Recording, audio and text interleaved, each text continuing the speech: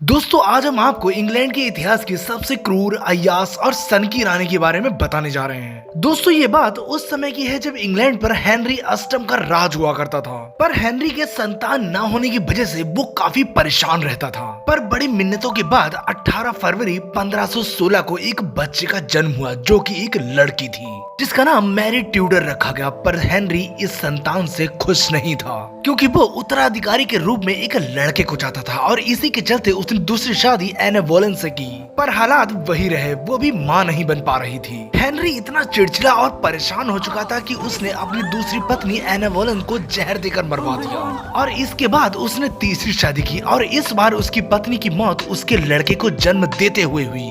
पर उस लड़के को बचा लिया गया और उसका नाम एडवर्ड रखा गया। हेनरी को उसका उत्तराधिकारी मिलने के बाद उसने अपनी बेटियों को अवैध घोषित कर दिया। उनको उत्तराधिकारी की सूची से हटवा दिया जिसमें मैरी और एलिजाबेथ दोनों थीं। पर इन दोनों के विरोध करने पर 1544 में उत्तराधिकारी के रूप में स्वीकार कर लिया और इधर हेनरी की मौत के बाद उसके बेटे एडवर्ड को राजा घोषित कर दिया गया। पर नियति को कुछ और मंजूर था और कुछ ही सालों के बाद एडवर्ड की हालत खराब होने लगी और अंत में उसकी मौत हो गई। मौत के बाद उसकी सबसे बड़ी बहन मैरी को उत्तराधिकारी के रूप में गद्दी पर बैठाया गया।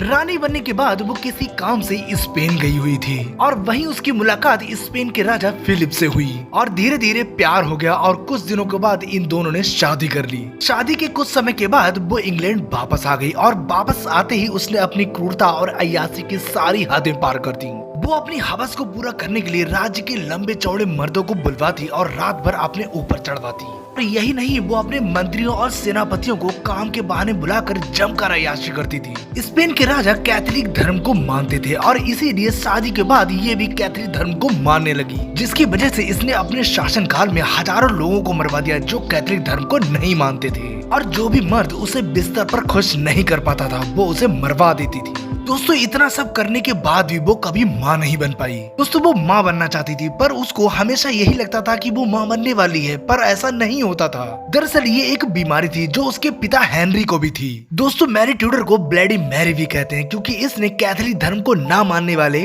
300 से ज्यादा लोगों को एक साथ मरवा दिया था। फिर भी इंग्लैंड में कैथोलिक धर्म को फैला नहीं सकी और 42 साल की उम्र में इस ब्लडी मैरी की मौत हो गई। वैसे दोस्तों आपको इस क्रूर और हबसी रानी की स्टोरी अच्छी लगी हो तो प्लीज सब्सक्राइब करें क्योंकि हम ऐसे ही रियल और इंटरेस्टिंग वीडियो लाते रहते हैं।